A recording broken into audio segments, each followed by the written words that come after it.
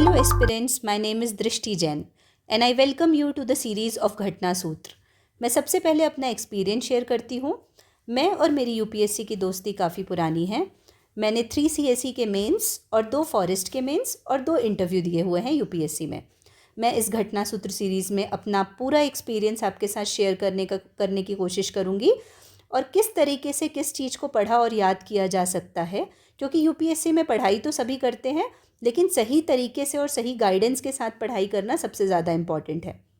इस वीडियो में हम पीटी 365 डिस्कस करेंगे जो कि काफ़ी क्रिस्प और कॉम्प्रिहेंसिव होगा, जो प्रीलिम्स के लिए इनफ और सफिशेंट होगा। मेरी कोशिश रहेगी कि बहुत ही कम समय में आपका ज़्यादा से ज़्यादा करंट अफेयर्स बहुत अच्छी तरीके से रिवाइज हो जाए। एंड सबसे इम्पॉर्टेंट चीज़ हम साथ ही ट्राई करेंगे कि उसका स्टैटिक से लिंकेज और लास्ट 10 ईयर्स के प्रीवियस ईयर क्वेश्चन डिस्कस करेंगे। आप बस इस वीडियो को 3 से 4 बार अच्छे से देख लीजिए एंड आई एम श्योर कि आपका पूरा current affairs PT point of view से अच्छे से हो जाएगा। तो बिना देरी किए चलो लेट्स स्टार्ट पीटी 365,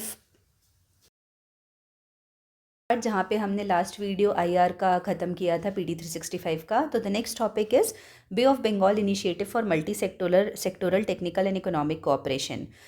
तो न्यूज़ में क्यों है, BIMSTEC acquires legal personality after BIMSTEC charter. तो बिम्स्टेक चार्टर अभी बना है, वो अभी came into force recently. BIMSTEC charter was signed and adopted during the 5th summit. तो 5th समिट हुई थी बिम्स्टेक की श्रीलंका में 2022 में, उस टाइम बिम्स्टेक चार्टर आया था। ठीक है, उसके बाद हम देखते हैं BIMSTEC charter is a foundational document that outlines the goals, principles and structure of BIMSTEC. तो उसमें क्या क्या लिखा हुआ है, गोल, प्रिंसिपल और structure. With the endorsement of the charter by Nepal.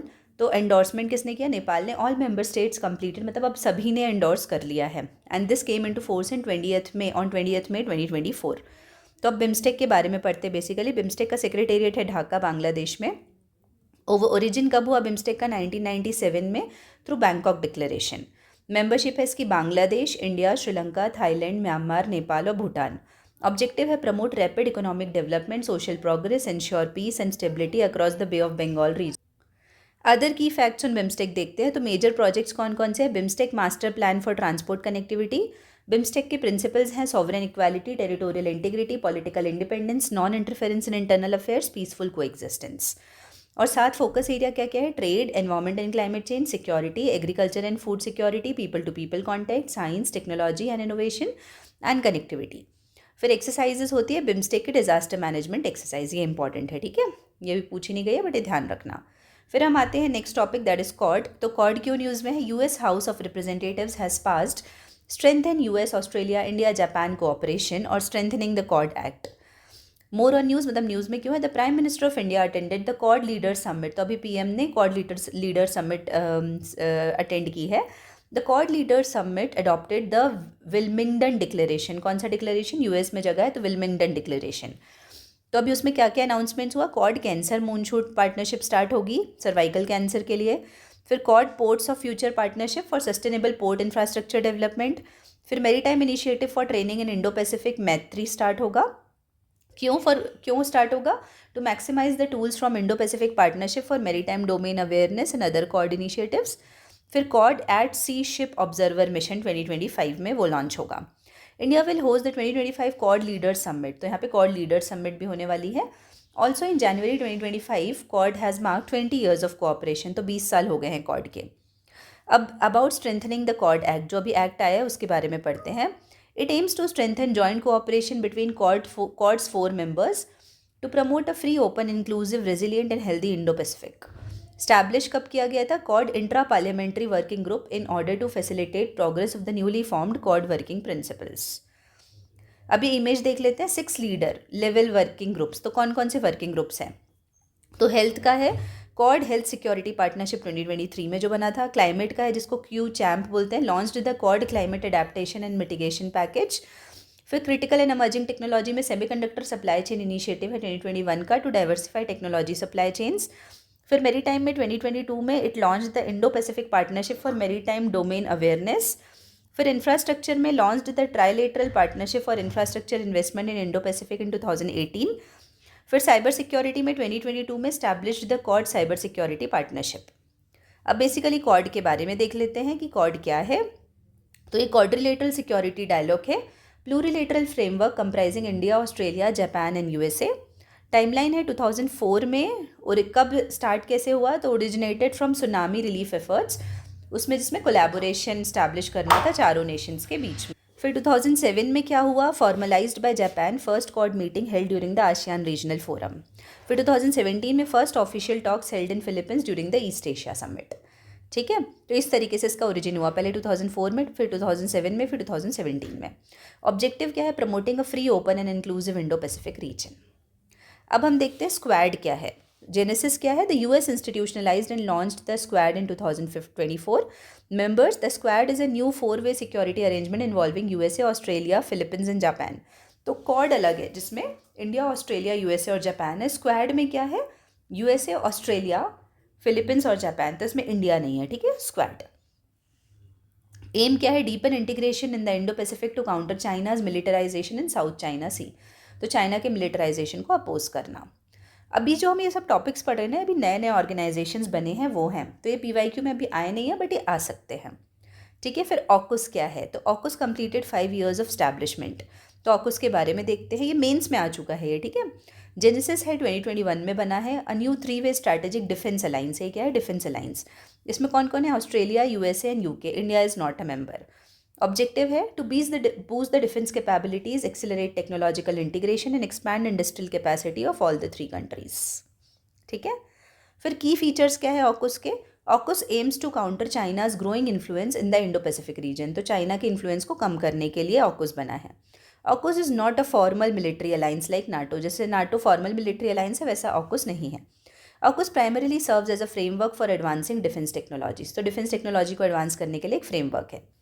For facilitating the sharing of critical technology, a legally binding tripartite agreement known as the Exchange of Naval Nuclear Propulsion Information Agreement was signed in 2021। ठीक है, फिर ऑकुस का structure देख लेते हैं। तो उसका pillar 1, pillar 2। तो पिलर 1 क्या है, conventionally armed nuclear powered submarines हैं। USA and UK are helping Australia to acquire the nuclear powered submarine, तो इसमें क्या है, यूएसए और यूके हेल्प कर रहे हैं ऑस्ट्रेलिया को न्यूक्लियर पावर्ड सबमरीन लेने के लिए। Supporting Australia to acquire its first conventionally armed SSN submarine fleet. ठीक है, वैसे पिलर 2 है एडवांस्ड कैपेबिलिटी डेवलपमेंट, तो it focused on developing joint capabilities to enhance interoperability.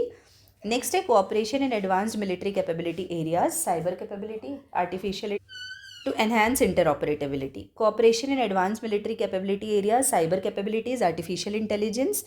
Example है hypersonic flight test and experimentation project arrangement.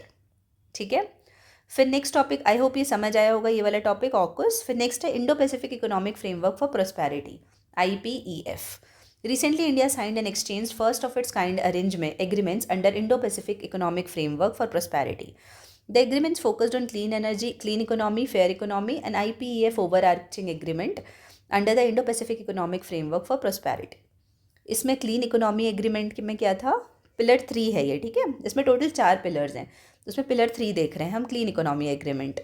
तो promote clean energy technology development and deployment, investment and capacity building for MSMEs via initiatives like IPEF Catalytic Capital Fund and IPEF Accelerator to integrate Indian companies into global value chains. फिर fair economy agreement क्या है, ensure a transparent trade and investment environment through anti-corruption measures, improve the tax transparency and resource mobilization, strengthen information sharing, asset recovery and cross border investigation। तो basically clean economy पे agreement हुआ है और fair economy पे, जो economy वाले 2 frameworks थे उस पर। फिर ओवरआर्किंग IPEF एग्रीमेंट क्या है, हाई लेवल मिनिस्टरियल ओवरसाइट है for coordinating individual IPEF agreements. ठीक है, अब IPEF के बारे में देख लेते हैं। 2022 में इनिशिएट किया गया था टोक्यो बाय यूनाइटेड स्टेट्स ने इनिशिएट किया था टोक्यो में। इसके 4 पिलर है, तो 2 तो हमने देख लिए जिसपे एग्रीमेंट्स हुआ है, क्लीन इकोनॉमी और फेयर इकोनॉमी। उसमें ये 3 और 4 था। पिलर 1 है ट्रेड और पिलर 2 है supply chain resilience. India had joint pillar 2 to 4 of IPEF, तो 2 to 4 मतलब हमने फर्स्ट नहीं ज्वाइन किया है, फर्स्ट में ऑब्जर्वर स्टेटस है हमारा, ये इंपॉर्टेंट है। मेंबर कौन कौन से, includes 14 countries, Australia, Brunei, Fiji, India, Indonesia, Japan, Korea, Malaysia, New Zealand, Philippines, Singapore, Thailand, Vietnam and United States. Objective क्या है, to enhance resilience, sustainability, inclusiveness, economic growth, fairness and competitiveness in Indo Pacific region. अब IPEF के initiatives क्या क्या है, IPEF upskilling initiative, तो तो 2022 में लॉन्च हुआ है। It provides digital skills training primarily for women and girls in emerging economies. फिर क्रिटिकल मिनरल डायलॉग आया है, focuses on mapping mineral resources, trade flows and fostering recycling collaboration. Cooperative work programme आया है, advances clean energy goals via collaborative projects among IPEF countries. तो basically ये initiatives हैं IPEF के। अब रिलेटेड न्यूज़ में देखते हैं सप्लाई चेन एग्रीमेंट के बारे में। तो India has been elected as the vice chair of IPEF supply chain council. Under the Indo Pacific economic framework supply chain agreement, India and 13 partners established the 3 bodies. तो कौन कौन सी? Supply chain council, crisis response network और labour rights advisory board. ठीक है, तो ये 3 bodies establish हुई हैं। फिर हम नेक्स्ट टॉपिक में आते हैं, India middle east Europe economic corridor. ये काफ़ी ज़्यादा G20 के टाइम न्यूज़ में था, तो ये एकदम I would say most important topic है। ठीक है, न्यूज़ में क्यों है? Minister of external affairs while addressing the CII India Mediterranean business conclave said that IMEC will be a corner stone of global connectivity. अब IMEC क्या है ये देख लेते हैं। Announced on the sidelines of 2023 G20 summit for the integration of Asia, Europe and middle east. तो कौन कौन सा? Asia, Europe and middle east. IMEC is considered a part of partnership for global infrastructure and investment. तो किसका part माना गया है इसको? PGII का इनिशिएटिव का। It will consist of rail, road, ship to rail network and road transport corridors. Airways की बात नहीं हो रही है। ठीक है, अब कंपोनेंट्स क्या क्या है इसका? एक ईस्टर्न कॉरिडोर बनेगा, एक नदर्न कॉरिडोर बनेगा। तो ईस्टर्न कॉरिडोर में क्या क्या कनेक्शन होगा? Connects India to Arabian Gulf through ports in India like Mumbai and Mundra, to ports in USA like Fujairah and Jebel Ali. तो ये ध्यान रखना है, ये पोर्ट्स कहाँ है? ठीक है, Fujairah and Jebel Ali, and potentially others in Oman and Saudi Arabia. अब नदर्न कॉरिडोर है, वो लिंक करेगा Arabian Gulf to Europe via ports in countries like Saudi Arabia, Jordan and Israel through Haifa to Greece and further into Europe using the existing rail and road networks. अब members कौन कौन है इसमें? India, European Union, France, Germany, Italy, Saudi Arabia, UAE and USA। अब देखो एक बार diagram देखो, India middle east Europe corridor का। तो यहाँ पे ये पिरासियस ग्रीस, ये भी एक पोर्ट है। फिर हाइफा इसराइल, जब कहाँ कहाँ से होके जा रहा है। फिर अल हदीथा सऊदी अरेबिया, फिर रियाद सऊदी अरेबिया, फिर हरादा सऊदी अरेबिया, अल गुवाइफात UAE, फिर जबल अली UAE, फिर मुंबई। ठीक है, तो इस तरीके से India middle east Europe corridor बनेगा। अभी देखो डॉट डॉट डॉट वाली लाइन है वो सी रूट है, और फिर जो स्ट्रेट है वो रेल रूट है। उसके बाद आते हैं, आई होप ये समझ आया होगा ना, IMEC ये काफ़ी इंपॉर्टेंट है। नेक्स्ट आते हैं हम संघाई कोऑपरेशन ऑर्गेनाइजेशन SCO। तो न्यूज़ में क्यों है? The 24th summit of council of heads of state of SCO was held in Astana, Kazakhstan. तो कहाँ हुआ था? कजाकिस्तान में। की आउटकम्स क्या है? Belarus became the 10th member to join SCO। तो अभी न्यू मेंबर कौन ज्वाइन किया है? Belarus. Cooperation programme to counter terrorism, separatism and extremism for 2025-27, anti drug strategy for 2024-29 and SCO development strategy until 2035। SCO member states endorsed the initiative on world unity for a just peace, harmony and development। इसका headquarter है Beijing, China में। Quick overview देखते हैं। तो genesis ये कब बना था? संघाई समिट हुई थी 2001 में bye Russia, China, Kyrgyz Republic, Kazakhstan, Tajikistan and Uzbekistan. तो इन सब ने मिलकर 2001 में संघाई समिट ऑर्गेनाइज की थी। प्रेजेंटली अभी SCO के 10 मेंबर हैं। अभी रिसेंटली अभी हमने देखा ना, बेलारूस बना है 10th मेंबर। तो China, Russia, Kazakhstan, Kyrgyzstan, Tajikistan, Uzbekistan, India, Pakistan, Iran और बेलारूस। तो इसमें यह ध्यान रखना है, जो अपन स्तान वाली कंट्री पढ़ते हैं ना, इसमें तुर्कमेनिस्तान नहीं है। कौन सी नहीं है? तुर्कमेनिस्तान, मैंने यहाँ लिख दिया। तो तुर्कमेनिस्तान नहीं है, ये याद रखना इंपॉर्टेंट है। ठीक है, तो चाइना हो गई, रशिया हो गई, ये 2 हैं। फिर इंडिया हो गई और पाकिस्तान हो गई, ये 4 हो गए। अब अपने 5 सेंट्रल एशियन कंट्रीज़ हैं। तो 5 सेंट्रल एशियन कंट्री में 4 है, कजाकिस्तान, किर्गिस्तान, तजाकिस्तान, उज्बेकिस्तान। तो ये हो गए, तो कितने हो गए? 8 हो गए। फिर रिसेंटली अभी बेलारूस ने ज्वाइन किया 9, और फिर ईरान 10। ठीक है, in 2015 in Ufa Russia the SCO decided to admit India and Pakistan as the full members. तो रशिया में ऊफा में जब सबमिट हुई थी तब हमको फुल मेंबर्स बनने के लिए अप्रूव किया था इंडिया और पाकिस्तान को। ऑब्जर्वर स्टेटस किसका किसका है? अफगानिस्तान एंड मंगोलिया का। अब इसकी क्या क्या एक स्पेशल बॉडीज़ है जो पूछ लेता है कभी कभी। It addresses the issues like terrorism, separatism and extremism through the regional anti terrorist structure. तो क्या है? रैट्स बोलते हैं। तो पूछेगा कि रैट्स किससे एसोसिएटेड है, कौन से ऑर्गेनाइजेशन से? तो क्या आएगा? SCO। Based in Tashkent, Uzbekistan. Kashi Varanasi has been elected as the first tourism and cultural capital of SCO। तो काशी वाराणसी को first tourism and cultural capital SCO का डिक्लेयर किया गया है। अब नेक्स्ट टॉपिक है G7 group of 7। India participated in the 50th group of 7 summit in Apulia Italy. तो Italy में ग्रुप G7 की मीटिंग हुई थी, उसमें इंडिया ने पार्टिसिपेट किया था। When India was invited as an outreach country, तो इंडिया को कैसे इन्वाइट किया गया था? Outreach country, because India is not a member of G7। अब क्विक ओवरव्यू देखते हैं G7 का। तो जेनेसिस क्या है? Established in 1975 in response to the need for economic and financial cooperation following the 1973 energy crisis. तो एनर्जी क्राइसिस हुई थी 1973 में, उसके बाद 1975 में इकोनॉमिक और फाइनेंशियल कोऑपरेशन के लिए बना था। नेचर क्या है? Informal group of advance democracies addressing global economy, migration, climate change and conflicts. Member कौन कौन है? USA, Germany, Canada, United kingdom, Japan, Italy और फ्रांस। रशिया ने ज्वाइन किया था 1998 में, फॉर्मिंग द G8, बट उसको हटा दिया गया था 2014 में for its annexation of Crimea. और यूरोपियन यूनियन जो है वो G7 का पार्ट नहीं है, but it participates in annual summit, ठीक है, लेकिन वो एनुअल समिट में पार्टिसिपेट करता है।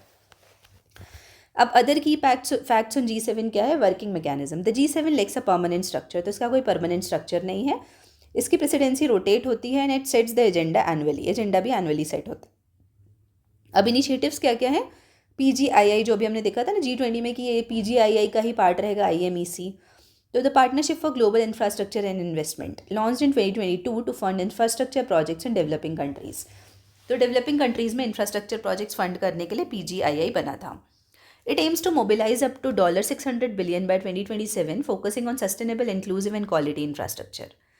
The Energy for Growth in Africa initiative is a G7-led effort. तो कौन सा initiative? Energy for Growth in Africa, aimed at facilitating access to external investment for clean energy projects in Africa. अब other initiatives कौन कौन से? G7 Future of Seas and Oceans Initiative, G7 Oil Price Cap Coalition, Apulia Food System to Enhance Food Security and Sustainable Agriculture. तो अपूलिया basically city का नाम भी पूछ सकता है IR में कि अपूलिया कहाँ है, तो अपूलिया इटली में है। यहाँ पे G7 की समिट हुई थी, ठीक है। फिर the next topic is the non aligned movement. NAM calls for Cuba's removal from unilateral terrorism list of USA। तो NAM ने बोला है कि क्यूबा को calls for Cuba's removal, Cuba को हटा दिया जाए किसमें से? Unilateral terrorism list of USA। तो न्यूज़ में क्यों है? USA is unilateral list of state sponsors of terrorism. तो USA की लिस्ट है, कौन मेंटेन करता है? USA। State sponsors of terrorism list comprises countries that eligibly sponsored international terrorism, जिनका USA को लगता है कि इंटरनेशनल टेररिज्म को स्पॉन्सर करते हैं। Countries in such a list face unilateral economic, commercial and financial coercive measures by USA। तो इनके ऊपर इकोनॉमिक, कमर्शियल और फाइनेंशियल कोएर्सिव मेजर्स लगते हैं। North Korea, Iran and Syria are also a part in addition to Cuba. तो कौन कौन है? North Korea, Iran, Syria, Cuba. NAM stand favouring Cuba highlights its importance to global south countries. तो NAM जो Cuba को favour कर रहा है उस लिस्ट से हटाने के लिए, मतलब USA को बोल रहा है, तो इससे ये पता चलता है कि NAM focuses on global south countries. अब NAM के बारे में देख लेते हैं। तो NAM का ओरिजिन है traces roots to the Bandung conference. Bandung कहाँ है? इंडोनेशिया में जगह है। Which led non aligned principles. Formation formally established at the first NAM summit. तो ये भी ध्यान रखना है, फर्स्ट NAM समिट कहाँ हुई थी? बेलग्रेड, सर्बिया में, लेकिन बना कब था? बांगडुंग कॉन्फ्रेंस से बना था। तो Bandung is a place in Indonesia. अब प्रिंसिपल्स क्या है? Advocates independent foreign policies, reducing cold war tensions and providing a platform for newly independent nations. Membership है 120 कंट्रीज हैं इसमें, प्राइमरीली डेवलपिंग कंट्रीज। और पॉलिसी क्या है नॉन अलाइनमेंट की? Members pledge to avoid formal alignment with the major power blocs. उस time 2 major power blocs थे ना, USA और था अपना USSR। तो NAM में था कि कोई भी एक पावर ब्लॉक के साथ नहीं मिलना है, सबके साथ नॉन अलाइनमेंट, मतलब किसी की तरफ अलाइन नहीं होना है। तो the next topic is the Commonwealth. 2024 marks the 75 years of modern Commonwealth, commemorating the London declaration. तो लंडन डिक्लेरेशन से बना था Commonwealth. India's relations with the Commonwealth. Largest member है India, represents nearly 60% of the Commonwealth total population. It is the 4th largest contributor to Commonwealth. हम 4th largest contributor है। हमने चोगम बोलते हैं, ये कॉमनवेल्थ हेड ऑफ लीडर्स की जो meeting होती है ना, और कॉमनवेल्थ गेम्स 2010 में न्यू दिल्ली में होस्ट किया था। कॉमनवेल्थ सब window established under the India UN development fund. India UN development fund के अंदर विद $50 million ओवर 5 years। तो कॉमनवेल्थ सब विंडो स्टैब्लिश किया गया था। अब कॉमनवेल्थ के बारे में पढ़ लेते हैं। तो ये वॉलेंट्री एसोसिएशन है 56 कंट्रीज़ का, mainly farmer British colonies, focusing on democracy, trade and climate change. Genesis है इसका 1926 में British Commonwealth of Nations formed at the imperial conference. 1947 में India remained a member after independence और 1949 में लंदन डिक्लेरेशन से ये इस्टेब्लिश हो गया था मॉडर्न कॉमनवेल्थ। फिर वर्किंग ऑफ चोगम तो हर 2 साल में मीटिंग होती है, अभी रिसेंटली रवांडा में हुई है, to address the key issues and issues as a communique. अब अदर की फैक्ट्स क्या है, डिसीजंस कंसेंसस से लिए जाते हैं and all members are considered equal. Members choose the head of Commonwealth, तो मेंबर्स ही चूज करते हैं कॉमनवेल्थ के हेड को। पास्ट लीडर्स कौन कौन है, examples include Queen Elizabeth two longest serving head है और King Charles three current head जो अभी है। तो कॉमनवेल्थ के हेड कौन है, King Charles three. King Charles is the head of the state in 14 Commonwealth countries और realms in addition to the UK. तो हेड ऑफ स्टेट भी हैं 14 कॉमनवेल्थ कंट्रीज़ में, लेकिन अपने यहाँ जैसे head of the state president होते हैं ना, लेकिन कुछ कॉमनवेल्थ कंट्रीज़ हैं 14 कॉमनवेल्थ कंट्रीज़ जहाँ पे हेड ऑफ द स्टेट भी किंग चार्ल्स ही हैं। Most of the countries in the club are republics, बहुत सारे लोग रिपब्लिक्स है, with Barbados the last to remove the UK monarch as its head of state in 2021। तो पहले क्या था, बारबाडोस जो कंट्री है ना वहाँ के भी मोनार्क कॉमन यही थे, किंग चार्ल्स थ्री, मतलब बेसिकली हेड यूके के जो किंग थे, बट अभी वो प्रिंसिपल को हटा दिया गया है बारबाडोस में। अब मेजर इनिशिएटिव्स क्या है कॉमनवेल्थ के, agreement such as 1971 declaration of Commonwealth principles and the 1991 Harare Commonwealth declaration. दूसरा है कॉमनवेल्थ चार्टर 2012 में जो बना था, sets out 16 core shared principles such as rule of law. तीसरा है Commonwealth advocacy and support played a significant role in ending apartheid in South Africa. तो कौन से सिस्टम को हटाने में हेल्प किया था, apartheid system. Only intergovernmental organisation to have a dedicated youth programme, Commonwealth youth programme. फिर कॉमनवेल्थ साइबर डिक्लेरेशन है 2018 का, to support the development of cyber space. फिर Commonwealth secretariat countering violent extremism unit. अब related news में आते हैं, तो Commonwealth local government forum है एक, India participated at the Commonwealth local government forum annual board meeting in Sri Lanka. तो India ने श्रीलंका में पार्टिसिपेट किया है कॉमनवेल्थ लोकल गवर्नमेंट फोरम की मीटिंग में, with theme reinforcing social resilience through women's political representation. अब इस मीटिंग के बारे में देखते हैं, इसका हेडक्वार्टर जो है कॉमनवेल्थ का वो लंदन यूके में है। तो ये जो मीटिंग है कॉमनवेल्थ लोकल गवर्नमेंट फोरम, उसका जेनेसिस है 1995 में। It unites local government, ministries of local government, national associations of local government and individual councils from 56 Commonwealth countries including India. अब इसका काम क्या है, dedicated to support women's full and active participation in public life. तो women के active participation को support करता है, specially in achieving equal representation of local governance aligning with SDG 5। तो कौन सा SDG 5, achieve gender equality and empower all women and girls. ठीक है, फिर अब हम आते हैं next topic, that is gulf cooperation council. तो इसका PYQ आया हुआ है, वो हम डिस्कस करेंगे। Gulf Cooperation Council at the recently held India Gulf Cooperation Joint Ministerial Meeting for Strategic Dialogue, the Joint Action Plan 2024-28 was adopted। तो कौन सा प्लान अडॉप्ट किया गया है, जॉइंट एक्शन प्लान GCC का, गल्फ कोऑपरेशन काउंसिल का। ठीक है, तो इसमें देखते हैं गल्फ कोऑपरेशन काउंसिल के बारे में। तो इसका हेडक्वार्टर कहाँ है, रियाद में है। ये 1985 में बना था। मेंबरशिप की बात की जाए तो GCC consist of 6 gulf states. तो कौन कौन सा है, UAE, Bahrain, Saudi Arabia, Oman, कतार और कुवैत। तो इसमें ध्यान रखना है कौन कौन नहीं है, माइनस लगा रही हूँ, ईरान और इराक। तो इससे क्या होता है, जो PYQ है ना बहुत आसानी से बन जाता है। सबसे पहले आप ईरान इराक को कट करो, बाकी ऑटोमेटिक आंसर आ जाता है। तो मैप से देखो, जिसमें है Bahrain, Kuwait, Saudi Arabia, UAE और ओमान, तो और कतार, 6 तो हो गए। ठीक है, अब एम क्या है, foster coordination, integration and interconnection between the member states in all fields including politics, economics and security. अब इंडिया GCC के रिलेशंस पढ़ लेते हैं। तो पॉलिटिकल रिलेशंस क्या है, the first India GCC political dialogue was held in 2003।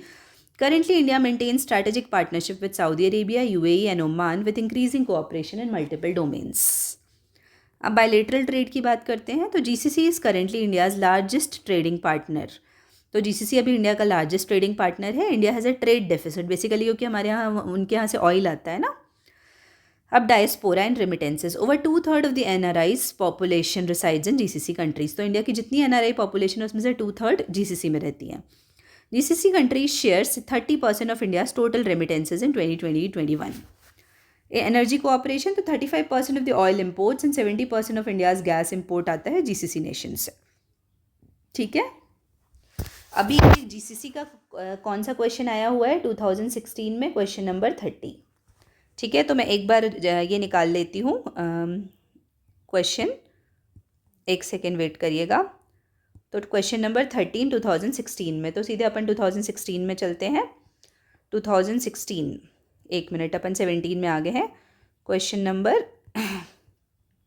13, एक second wait, question number 30 है, एक सेकेंड।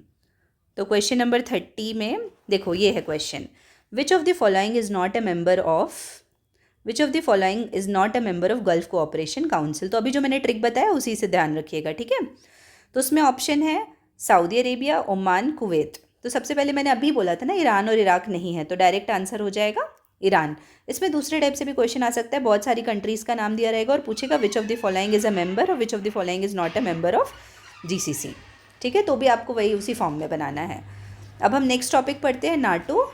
तो नाटो मतलब नॉर्थ अटलांटिक ट्रिटी ऑर्गेनाइजेशन। तो रिसेंटली नाटो की 75 ईयर्स ऑफ फॉर्मेशन हुए हैं और स्वीडन ने अभी अभी नाटो को ज्वाइन किया है एज अ 32nd मेंबर। अब नाटो के बारे में देख लेते हैं। तो नाटो का हेडक्वार्टर है ब्रुसेल्स, बेल्जियम में। ये 1949 में बना था नॉर्थ अटलांटिक ट्रिटी से।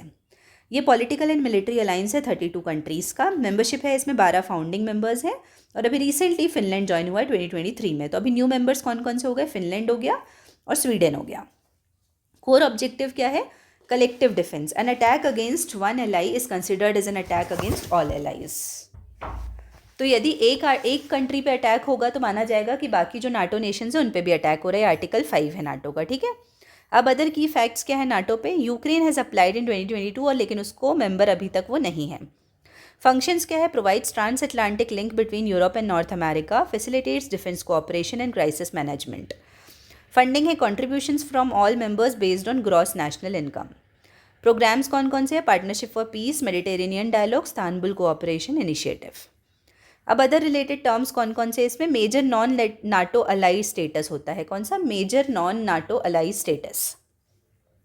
USA, under USA law, it provides foreign partners with certain benefits in the areas of defense, trade and security cooperation. Currently 19 countries are MNNA member, तो India नहीं है, major non NATO ally का member नहीं है। NATO +5 में कौन कौन से हैं, नाटो के members plus Australia, New Zealand, south Korea, Japan और इजराइल, ठीक है। तो आई होप नाटो वाला टॉपिक आपको क्लियर होगा। The next topic is Geneva convention of 1949। 2024 marks the 75th anniversary of Geneva Convention of 1949, the cornerstone of international humanitarian law. अब about international humanitarian law पढ़ लेते हैं। तो ये लॉ है, इसको लॉ ऑफ वॉर और लॉ ऑफ आर्म्ड कॉन्फ्लिक्ट भी बोलते हैं। It seeks to limit the effects of armed conflict for humanitarian reasons. तो आर्म्ड कॉन्फ्लिक्ट को लिमिट करने की बात कर रही है ह्यूमैनिटेरियन पर्पस के लिए। It promotes persons who are not or no longer participating in hostilities such as civilians, prisoners of war and are wounded. तो ऐसे लोगों का तो कोई रिलेशन ही नहीं है आर्म्ड कॉन्फ्लिक्ट में। अब जेनेवा कन्वेंशन 1949 का है, वो देखते हैं। The 1949 Geneva convention forms the cornerstone of modern international humanitarian law. तो इंटरनेशनल ह्यूमैनिटेरियन लॉ है वो किस पे बेस्ड है, जेनेवा कन्वेंशन पे। तो 4 हैं उस पर, GC 1, 2, 3 और 4। तो बेसिकली ह्यूमैनिटेरियन मेजर्स पे है ये। अब एडिशनल प्रोटोकॉल क्या है, 1977 का है और 2005 का है, वो जेनेवा कन्वेंशंस को सप्लीमेंट करता है। इसमें थर्ड वाला पॉइंट बस देख लो, introduced red crystal as an additional emblem for humanitarian organisation. तो रेड क्रिस्टल को एक एम्बलम के जैसे यूज़ किया है। इंडिया का कमिटमेंट है IHL रेटिफिकेशन के लिए। तो इंडिया ने चारों जो हैं पिलर्स जेनेवा कन्वेंशन के, उसको रेटिफाई किया 1949 में। अब की ट्रिटीज़ कौन कौन सी है इसमें, 1945 का हेग, सिर्फ इसका नाम ध्यान रखना है। 1954 का Hague convention for protection of cultural property. फिर बायोलॉजिकल वेपन्स कन्वेंशन भी है, केमिकल वेपन्स कन्वेंशन भी है 1993 का, और 1998 का Rome statute for international criminal court. तो इंटरनेशनल ह्यूमैनिटेरियन लॉ से रिलेटेड है ये ट्रिटी। कौन कौन सी, Hague convention for protection of cultural property, biological weapons convention, chemical weapons convention और Rome statute for international criminal court. तो आई होप ये समझ आया होगा यहाँ पे। अभी अपन ने जो भी टॉपिक पढ़े, अब अपन नेक्स्ट वीडियो में स्टार्ट करेंगे अदर इंपॉर्टेंट ऑर्गेनाइजेशंस, और उसके साथ साथ हम उसके रिलेटेड PYQs भी देखते जाएंगे, ठीक है। तब तक के लिए आप सभी को बहुत बहुत धन्यवाद।